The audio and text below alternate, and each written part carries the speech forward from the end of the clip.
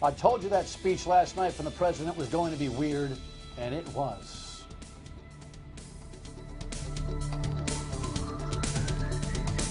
Good evening. Welcome to State of Mind. My name is Dan Yorke, and I'm honored by your presence here. We got a lot going on, so let's get into it. We will discuss the Syrian speech from President Obama with a sharp guy from Brown, a professor of Middle Eastern Studies, so don't go anywhere. We'll get into that momentarily. Of course, we start the program with a remembrance of 9/11. It is a day that nobody will ever forget. There were some sights and sounds on the ceremonies today in New York and throughout the country, really, all the way down to Washington. Lee Adler. Daniel Thomas Aflito.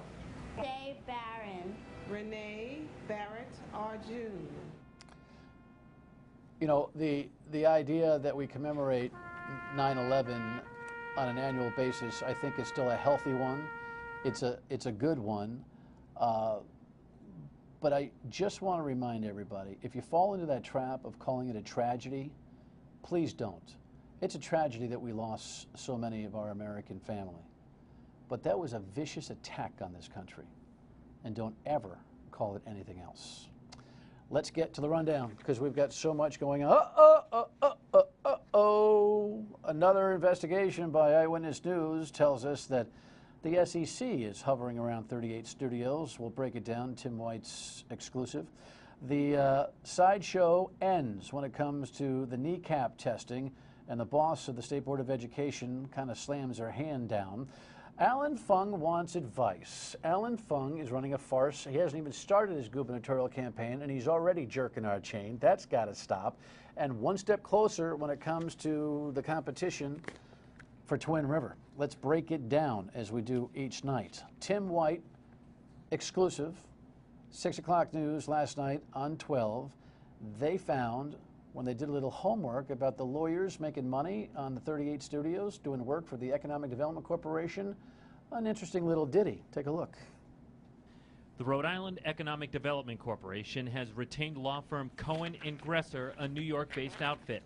In an email, a spokesperson for the EDC confirms the firm was retained based on their expertise in relation to an inquiry from the SEC. State officials declined to provide further information, stating the EDC doesn't discuss ongoing matters related to 38 studios and maintains a level of confidentiality as requested by the SEC.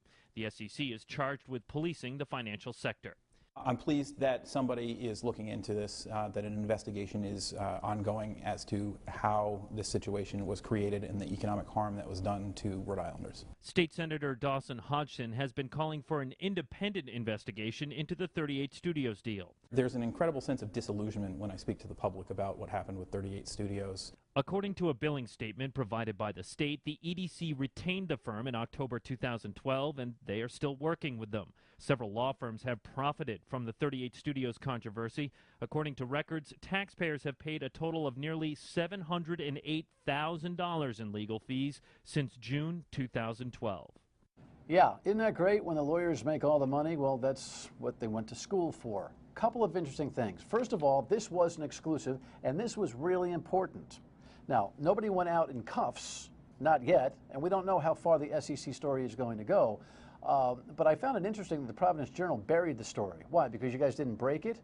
Look, everybody needs to know when the heat's on 38 Studios, and every media should be full of attribution and be only working for the good of the community. Secondly, this is a double-edged sword. It is interesting to me that the SEC is involved in this.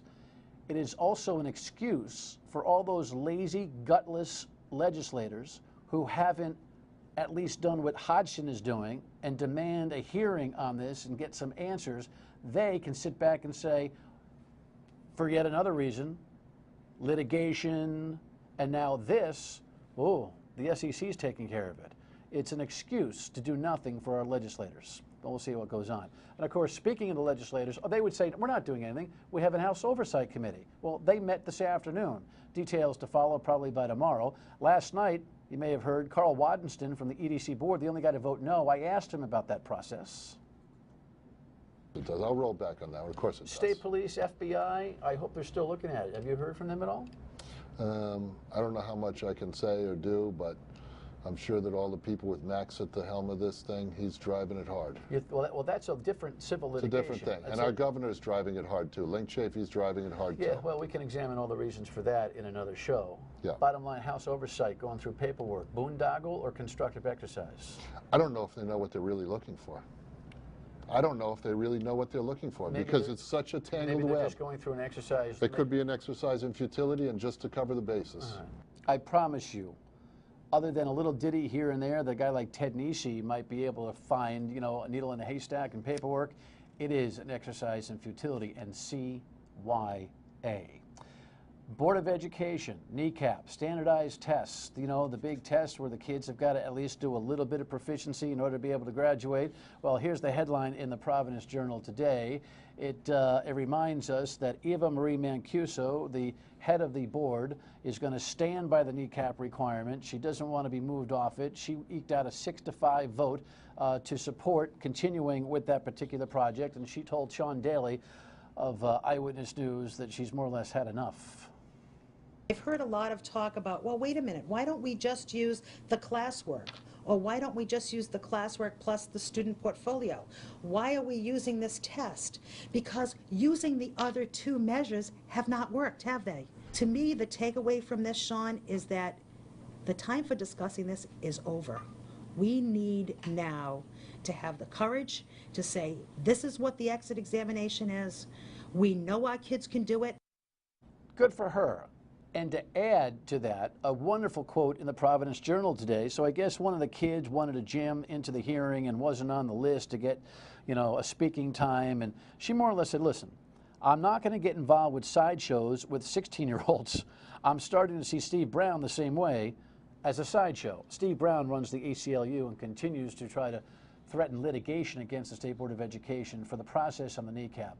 Again, Steve, leave the kids alone. Stop using them for your, I don't know, ideological game plan or agenda, and encourage them to do one thing. Study. Study, and everything will be okay. Twin River has got the heat. I've been telling you just about every night about Twin River and the challenges that they have. Plainville voters by 75% said yes yesterday to the idea of a slot parlor where the racetrack is. The owners there now are transferring it to a big house, and they're all planning to be able to bring you a major gaming facility. It won't look like this with the table games. It'll be the slots or VLTs, but it's a lot of economic pressure on the third largest source of revenue for the state of Rhode Island. The only thing that I thought was kind of cool about the Massachusetts voting yesterday, West Springfield, Massachusetts, where I used to hang out for quite some time, said no to the Hard Rock's plan to build a casino at the Big E, the Eastern States Exposition. 55-45 the vote, big turnout, 45%. At least there's one or two, Foxborough included, towns in New England that finally have come to the realization that our economic future and prosperity is not contingent on how much money we gamble. All right, the president last night, quite the, I told you he should have postponed that deal. We've got a terrific guest from Brown University, Ian Strawn, Middle East Studies, will explain the entire Syrian thing to us in just a handful of minutes. Stay with us.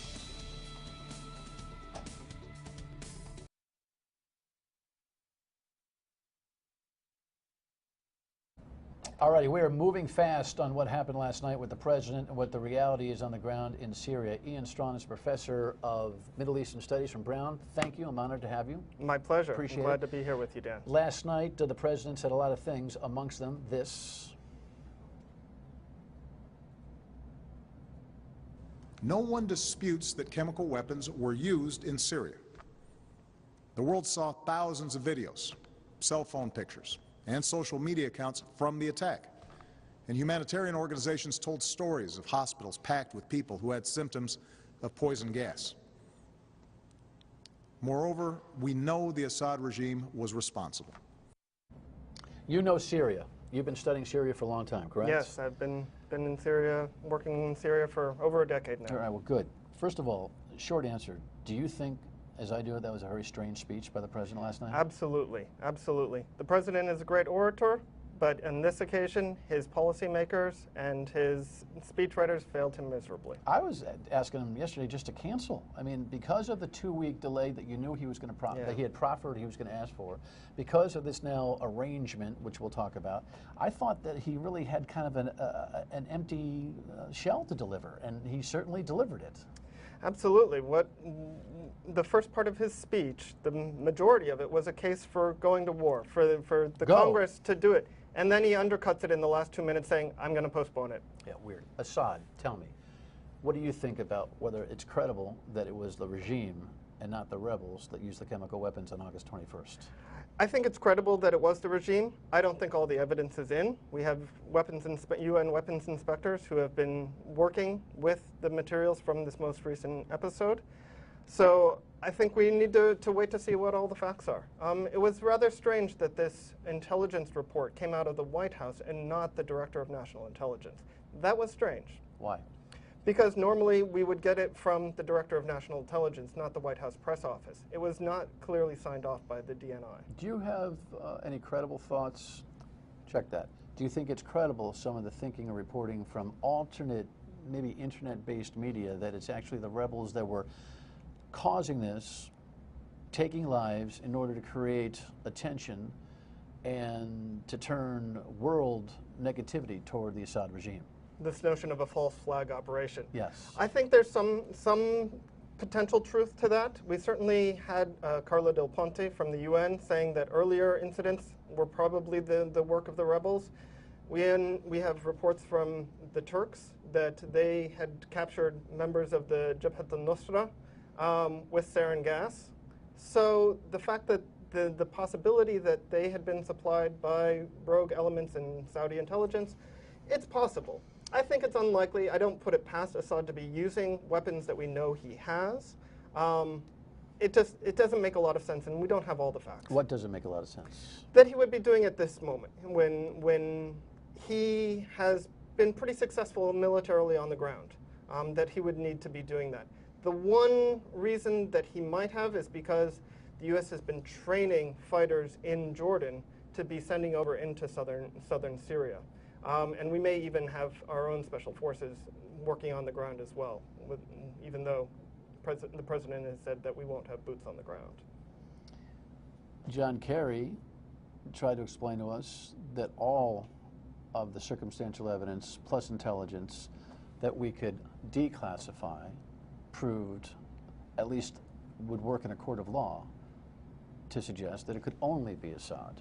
You don't seem to be completely convinced on that. No, I'm not convinced, and I think that's why we have UN weapons inspectors who are on the ground to actually But aren't they bring out the information? Aren't they almost, I wouldn't call them useless, but they're all they told us their entire intent was to simply verify that chemical weapons had been used, and they prefaced that they weren't going to tell you who they thought used them. That is correct. So that's useless in a sense. I mean, that doesn't help us with the verification and the scoreboard as to who's actually using them and who's not, right? Right.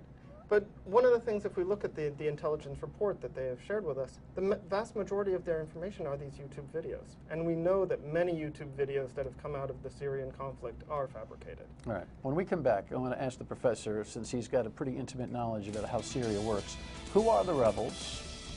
What's the likelihood that we can actually find chemical weapons, all of them, and have a yard sale for them, and where we're going from here? Stay with us.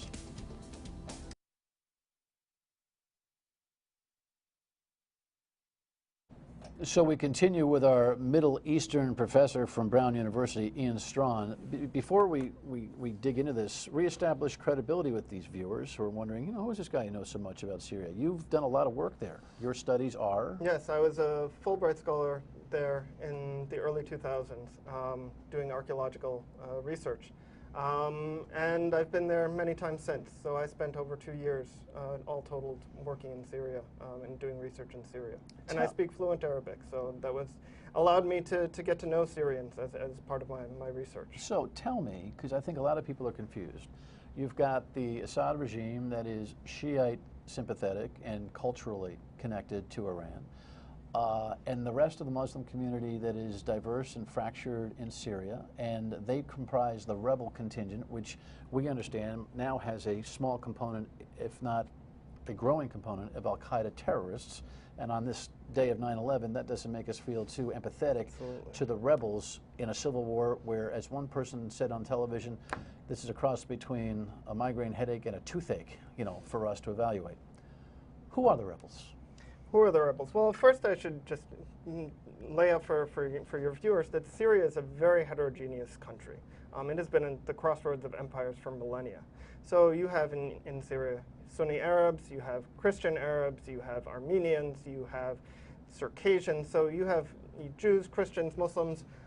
It is a diverse place, and it has been historically for millennia.